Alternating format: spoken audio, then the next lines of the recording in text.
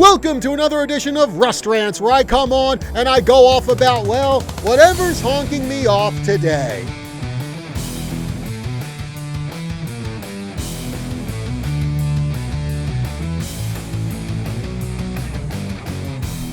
Okay, so yeah, I know Memorial Day was yesterday, and by the way, respect to the families of all those veterans who gave their lives in defense of this great country. So like I said, Memorial Day was yesterday, but, well, yesterday, KYCA, we were on a holiday schedule. We also don't record Rust Rants on Monday, so maybe a day late and a dollar short, but still on the heels of Memorial Day, I thought this was an appropriate story for this edition of Rust Rants. Now, today in Major League Baseball, one of the big stories out there deals with San Francisco Giants manager Gabe Kapler, who has decided he will no longer be on the field for the national anthem until, in his words, this country goes in a better direction. And of course, a bunch of Major League managers are responding to this by going, oh, Gabe Kapler, oh, so stunning and brave. Oh, so stunning and brave.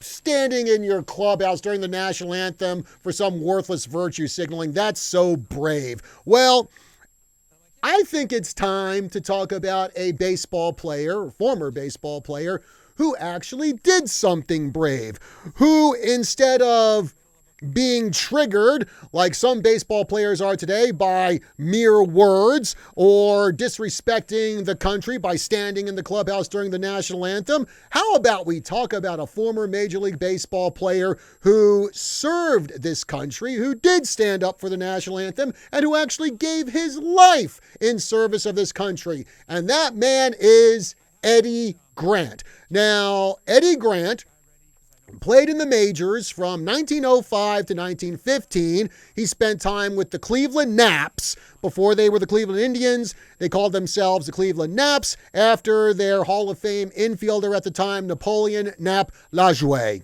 Also played for the Philadelphia Phillies, the Cincinnati Reds, and the New York Giants. And the guy really didn't have a great bat. His career batting average was just .249, but he was a solid fielder. By all accounts, he was an absolute gentleman. He was also Harvard educated, had a degree in law, and I guess because of his education, whereas most players at the time on a pop fly would yell, I got it, he would be grammatically correct and say, I have it.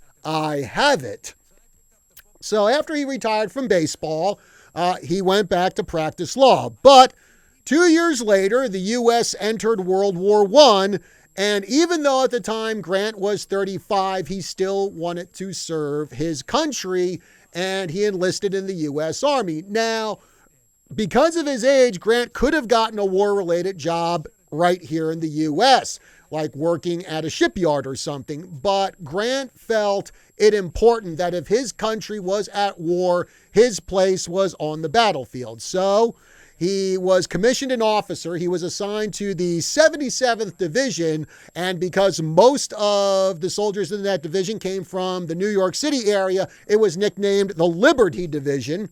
And because of his demeanor, his intelligence, he actually became a very popular man among his troops.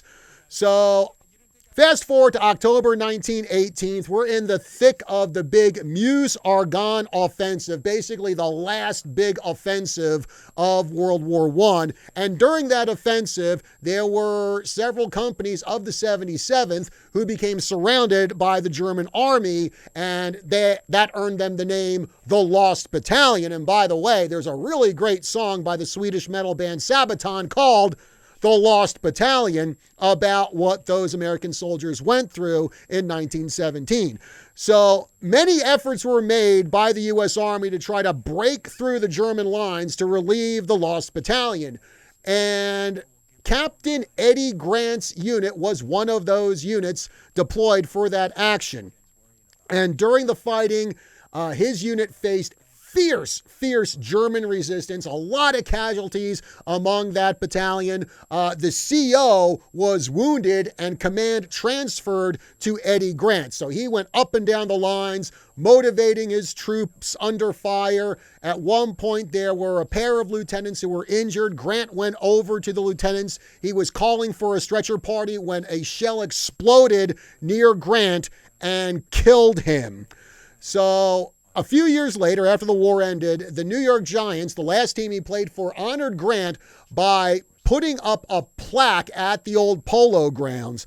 Unfortunately, when the Giants played their last game there in 1957, the fans just went into a frenzy. They just pillaged and ransacked everything they could from the Polo Grounds before the Giants left. And unfortunately, that plaque was one of the things that was stolen. Now, there have been reports over the years that the plaque was found. Unfortunately, those reports turned out to be unfounded. So now the plaque honoring Eddie Grant's military service has been lost in the mists of time. But Eddie Grant, this is a guy who definitely should be looked up to, not just by baseball players, but I think just Americans in general. I mean, this is a guy who actually did meaningful things. And maybe more folks in baseball should take the example of Eddie Grant on how to make a difference in the world, instead of doing something like going to the media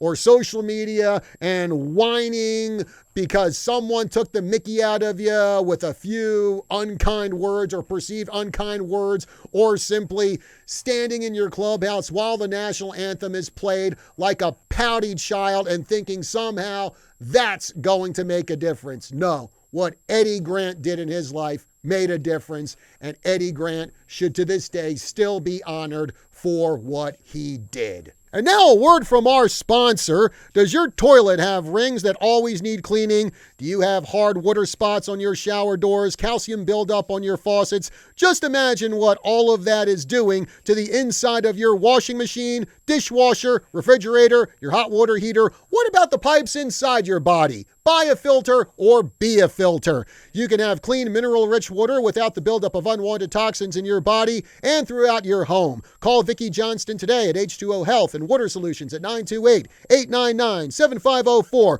or stop in and see her at the Gateway Mall. Well, folks, that's going to do it for another edition of Rust Rants. Be sure to like, follow, subscribe, and share on all our social media platforms: YouTube, Facebook, Instagram, Rumble. Be sure to check us out on KYCA.info, and also be sure to leave a comment on this edition of Rust Rants. We'd love to hear from you. Until next time, folks, have a good one.